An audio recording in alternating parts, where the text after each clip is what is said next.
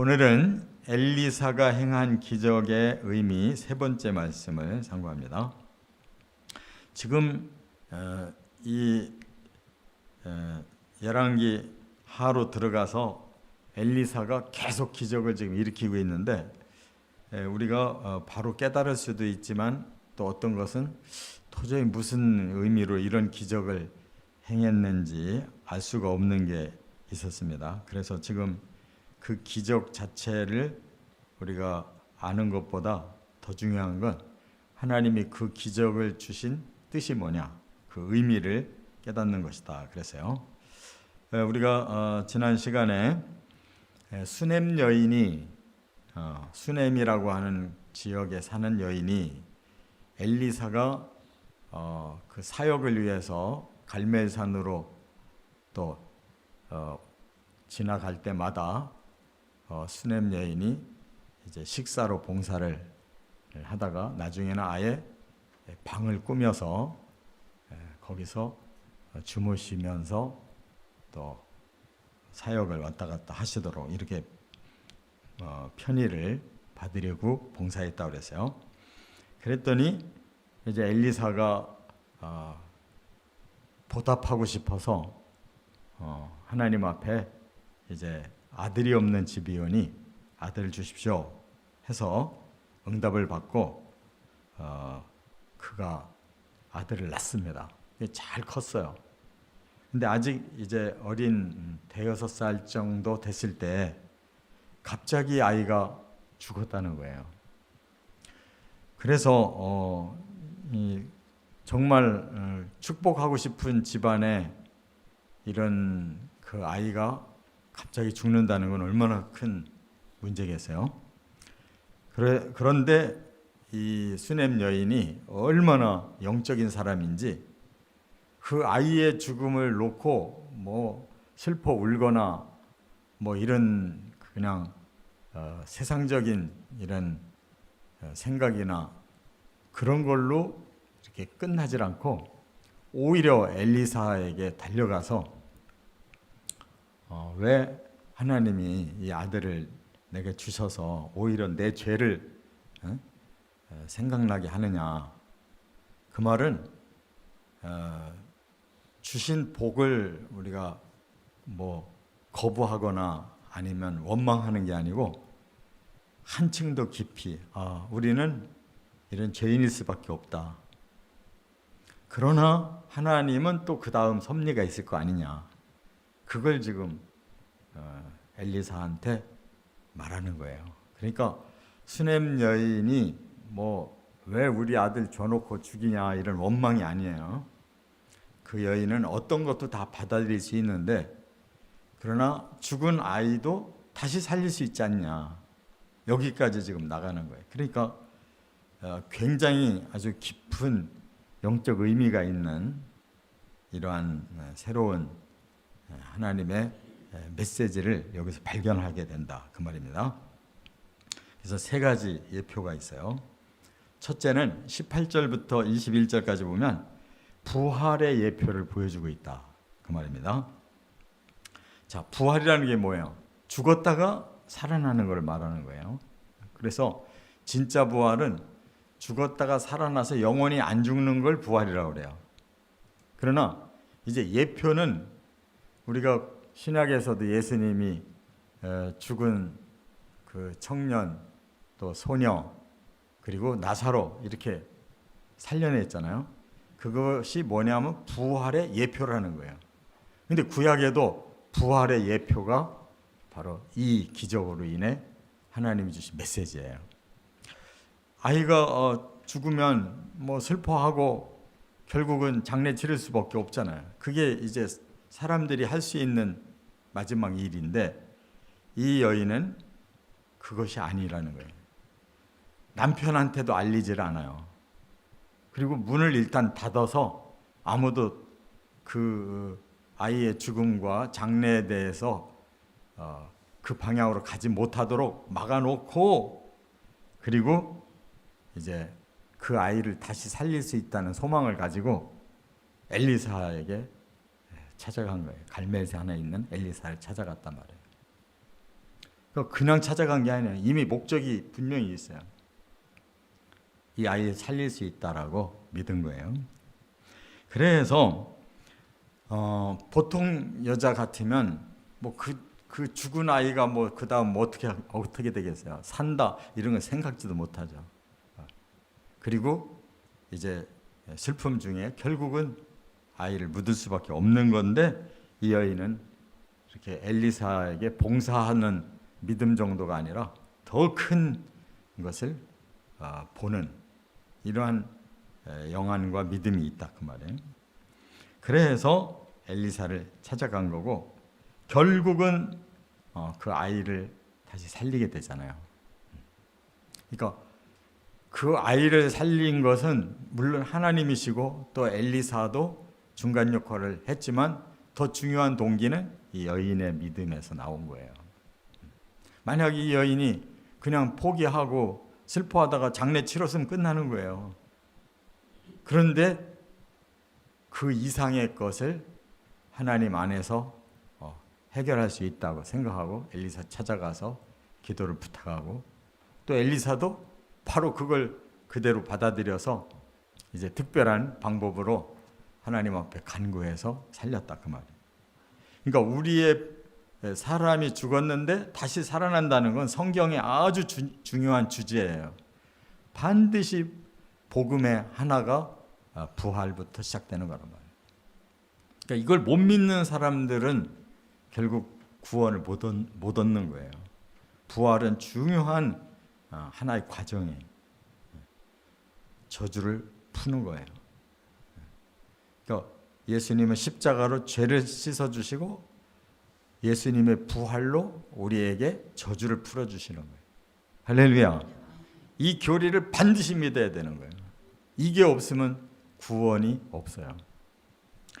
자, 두 번째, 22절부터 25절 상반절까지는 뭘 말씀하려고 하느냐? 예수 그리스도의 예표를 보여주려고 하는 거예요. 누가 부활을 시킬 것이냐 이거예요. 자, 수넴 여인이 엘리사를 찾아가서 하나님의 사람을 통해 아이를 주셨는데 이 아이가 죽었으니 다시 하나님의 사람을 통해서 살려야 되겠다. 이것이 그 여인의 믿음으로 지금 엘리사를 달려가서 만난 거예요. 자, 그런데 이 거리가 어느 정도냐면요, 40km예요. 40km. 수넴에서 갈멜산까지 가려면 40km 가야 됩니다. 그 걸어가야 되잖아요. 그러니까 뭐가 더 중요하냐? 아무리 멀고 험하고 힘들어도 내 아들 살리는 게 더 중요하니까 못할 일이 없는 거예요. 40km 아니라 400km라도 가야 되는 거예요.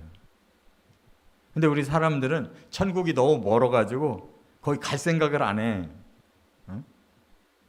이 땅에 뭐 무슨 신도시 가면은 막 새로운 그런 놀라운 것이 만들어졌으니까 그리로만 자꾸 가려고 그러지 저 위로는 갈 생각을 안 해.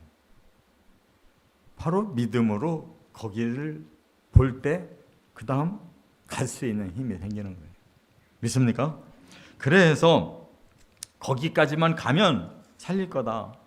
그러면 이 엘리사는 지금 누구를 말하는 거냐? 바로 하나님과 이 사람 사이의 중보자잖아요. 바로 예수 그리스도를 말하는 거예요. 살릴 수 있는 분은 예수 그리스도밖에 없어요. 예수님이 친히 죄값으로 대신 죽었고 친히 저주를 풀기 위해 먼저 부활하심으로 우리도 죄값이 풀리고 저주가 풀려서 부활하는 거예요. 그러니까 예수를 만나야만 이게 이루어지는 거예요. 이 여인은 자기에게 아들을 주신 그 하나님의 중보자를 만나야 다시 아들을 살릴 수 있는 거예요. 이게 복음이라는 거예요. 그게 하나님이 계획하신 복음의 원리예요. 믿습니까? 그래서 예수가 절대로 우리에게 필요한 분이에요. 우리 죄를 씻어주시고 우리의 저주를 풀어주셔서, 그리고 예수님이 왜 하늘로 올라가시냐면 천국을 준비하러 올라가셨어요. 누구를 위해? 우리를 위해. 그러니까 예수님의 십자가도 믿어야 되고 부활도 믿어야 되고 승천도 믿어야 된다 이거예요. 승천을 못 믿으면 우리는 천국 못 올라가는 거예요. 예수님이 승천하셔서 천국을 준비해 놓으셨으면 우리도 승천해서 천국으로 들어가야 될 거 아니에요. 믿습니까?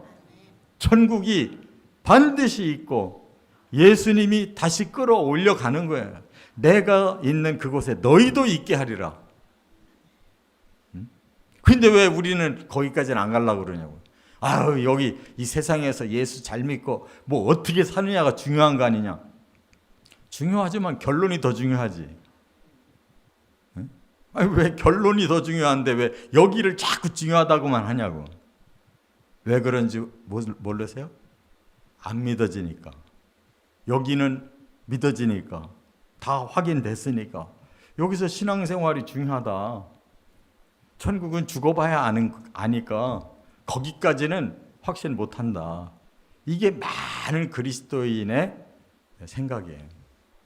부활을 못 믿는 사람이 너무 많아요. 이미 통계도 다 나와 있어요. 부활 못 믿어요, 사람들이. 그런데 지금 이 엘리사에게 달려간 이 여인은 바로 엘리사를 통해서 주신 아들, 다시 엘리사를 통해 살린다. 이 성경의 복음 원리를 너무 지금 확실하게 믿고 있는 거예요. 그래서 이제 반드시 엘리사를 모시고 가겠다. 이 집념으로 이렇게 그가 끝까지 엘리사를 붙들었기 때문에 결국 엘리사가 와서 살리게 된 거예요. 그러니까 우리도 하나님도 믿고 성령도 믿고 또 예수 그리스도도 믿어야 되는 거예요. 역할이 다 다르기 때문에. 네. 끝으로 세 번째는 25절 하반절부터 37절까지 십자가의 예표를 보여주고 있다 이거예요. 십자가. 이 모든 것의 근거가 십자가에서부터 시작된 거예요. 자, 그러면 뭐가 십자가냐? 먼저 엘리사가 그 말을 딱 듣고는 자기 시종 게하시 보고 뭐라고 그랬냐면 이 막대기를 주면서 네가 먼저 가서 이 막대기를 그의 몸 위에 올려놔라 그랬어요. 막대기가 뭐의 예표? 십자가의 예표인 거예요. 왜 하필이면 막대기를 가져가서 그 위에 올려놓으라고 했냐고. 그거는 십자가를 예표하는 거라고. 그랬더니 이 여인이 뭐라고 했냐면, 아니 게하시만 보낼 일이 아니고 선생님이 친히 가셔야 됩니다. 그게 자꾸 매달리는 거예요. 이미 게하시 보냈어요. 먼저 갔어요. 그런데도 끝까지 엘리사를 같이 가자는 거예요. 그래서 엘리사가 이제 이 여인과 함께 그 죽은 아들을 찾아간 거라고요. 그래서 가보니까 게하시가 올려놨는데 안 살아난 거예요. 그러면 더 중요한 게 뭐냐? 예수님이 십자가에 달려 죽었다는 것보다 더 중요한 게 뭐냐? 죄를 씻고 생명을 살렸다는 게 더 중요한 거잖아요. 그러니까 여러분들이 십자가보다 더 중요한 건 십자가의 의미가 더 중요한 거예요. 그 사람들이 십자가만 다 있으면 되는 줄로 알고 그냥 여기도 걸고 여기도 하고 뭐 별짓들 다 하고 있는데 그 십자가는 아무 의미 없어요. 진짜 중요한 건 예수님이 우리 죄의 값을 대신해서 죽었다. 그 예수님의 그 희생이 중요한 거란 말이에요. 값을 치러 주심이 중요한 거예요. 그래서 엘리사가 가서 이번에는 어떻게 했어요? 단 두 사람, 죽은 아들하고 엘리사만 그 방에 있는 거예요. 그리고 죽은 아들 위에 그대로 엎드린 거예요. 눈은 눈, 입은 입, 그대로 아기 위에 올라가서 하나님 앞에 기도한 거란 말이에요. 이게 중요한 거예요. 지금 죽은 아들의 위에 살아있는 엘리사가 그대로 겹쳐졌어요. 그랬더니 어떻게 됐어요? 아이가 따뜻해진 거예요. 그래서 다시 한번 또 올라갔다고요. 그랬더니 7번 재채기 하더니 살아났다는 거예요. 죽음 위에 생명을 덮으니까 그 생명이 전이가 돼가지고 죽음도 생명으로 바뀐 거란 말이에요. 이게 진짜 십자가인 거예요. 예? 저렇게 걸어놓고만 저거로만 죽으라고 믿는다고 하는 거는 우상이야. 그래서 기독교인들도 우상신앙 생활하는 사람 많아요. 그 영화 같은 것도 보면 그런 거 있잖아요. 십자가를 갖다 대면 막 귀신이 떠나고. 웬 십자가를 갖다 댔다고 귀신이 떠나냐고. 예수님의 그 영역과 그 명령으로 움직여지는 거지. 저 나무는 상징에 불과한 거예요. 믿습니까? 그러니까 그 나무가 상징하는 더 중요한 의미를 우리가 깨달아요. 그래서 게하시가 올려놨는데 꼼짝도 안 했지만 생명을 가진 엘리사가 똑같이 엎드려서 하나님 앞에 기도하니까 살아나잖아요. 예수님이 똑같이 그 죽음을 경험하니까 우리 죄값이 해결되고 살아났단 말이에요. 이게 복음의 중요한 중심이라는 걸 깨달아야 돼요. 그래서 이런 놀라운 기적을 체험한 거란 말이에요. 저나 여러분이나 이 부활은 필수 중에 필수예요. 한번 죽으면 끝이지. 그래서 저는 항상 장례식 하면 마지막 하관을 이 말씀을 데살로니가 전 4장 가지고 반드시 전해요. 죽었지만 반드시 살아나서 부활체로 하늘나라에 가야 된다는 거. 이거 못 믿으면, 그러니까 그 형제 자매 또 못 믿고 아유 우리 부모님은 이렇게 가셨구나. 그냥 오늘로 빠이빠이다. 마음으로 그러고 있는 사람은 구원 없어요.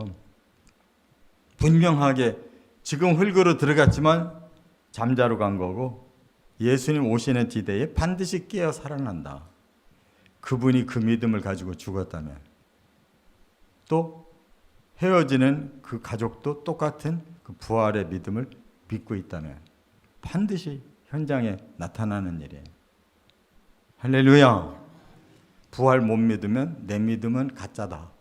이대로는 안 된다 하는 거 확실하게 알고 변화돼야 돼요. 부활이 믿어질 때까지 변화돼야 돼요. 이렇게 하나님의 뜻대로 살아가시길 주의 이름으로 축원합니다.